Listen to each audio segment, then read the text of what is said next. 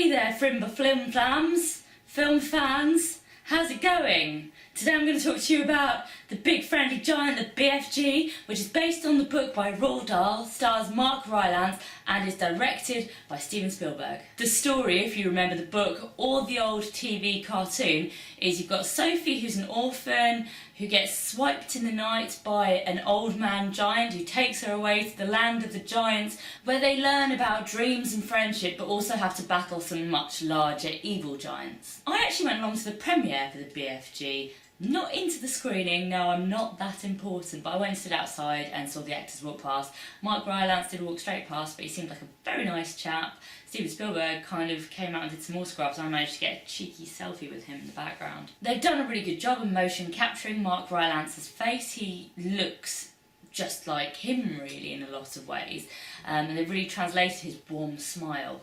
However, for me, BFG, I enjoyed him a lot as a child, but I find the way he talks quite irritating. You know, it's got a point to it, but a whole movie of it starts to get a bit grating. Sophie, played by Ruby Barnhill, fitted well with the movie, although I did find in some places I thought she was overacting a little bit, but she is obviously working probably mostly against like a green screen. She probably doesn't have anything to look at, in which case she's doing a pretty good job. The baddie giants, the lead one is Jermaine Clement, who I'm a big fan of, who is a New Zealand actor doing a Norfolk accent, we think. The bad giants are just kind of like grr, bad, though they don't have much development. On the pro side, there are some lovely scenes with regards to capturing dreams, and it's really beautifully animated and it's quite lovely to watch. Some of the motion capture work is definitely very clever, and the animation is very nice to look at.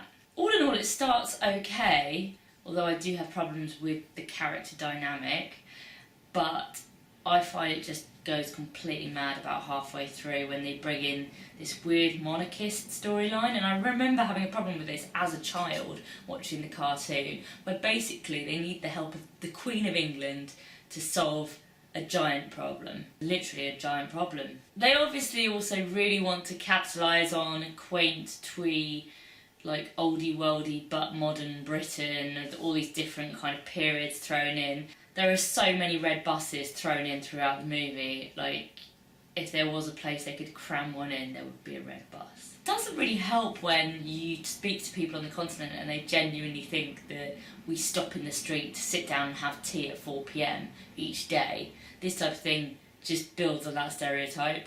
Roald Dahl stories are generally quite dark, which is partly, I think, why Tim Burton was attracted to redoing The Charlie and the Chocolate Factory, because of his darkness.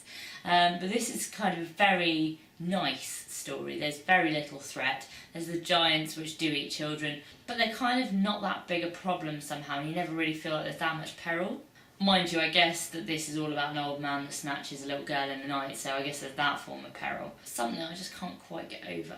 The score, John Williams, is very Harry Potter-esque as well, to build on the oldie worldy Britain thing. Overall, for me, I didn't have a bad time watching it. I didn't really have that good a time. Occasionally I did really roll my eyes, couldn't really contain it. I found it a bit too much. I think it plays a bit young for me. Something I do like about it, though, is that in a world where kids are out playing Pokemon Go and very attached to their mobile devices, it's kind of a nice throwback to perhaps a more innocent time.